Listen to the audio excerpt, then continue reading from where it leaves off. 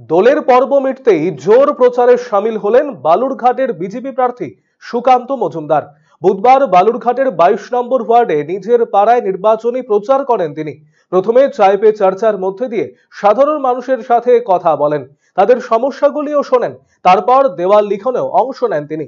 মূলত সুকান্ত মজুমদার বিজেপির রাজ্য সভাপতি হলেও গতবার মোদির ঝড়ে প্রথম নির্বাচনে দাঁড়িয়ে জয়লাভ করেন তিনি। তখন রাজ্য সভাপতি ছিলেন দিলীপ ঘোষ। এবার তিনি নিজেই রাজ্য সভাপতি, ফলে নিজের জয় নিশ্চিত করার পাশাপাশি কেন্দ্রীয় নেতৃত্বের বেঁধে দেওয়া টার্গেট পৌঁছানোর তাগিদ রয়েছে তার। স্বাভাবিকভাবেই প্রচুর কর্মসূচির মধ্যে নিজের পাড়াতেও প্রচারে ঝাঁপাতে হচ্ছে তাকে।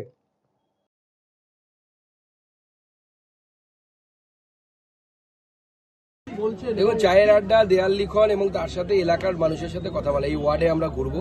এই ওয়ার্ডে প্রায় 400 বাড়ি আছে, আর সব মিলে প্রায় 1600 কাছাকাছি, 1900 কাছাকাছি, 1963 ভোটার আছে। দুটো বুথ এখানে আপনারা জানেন, একটিতে 831 আর একটিতে 1000 সামথিং ভোটার আছে।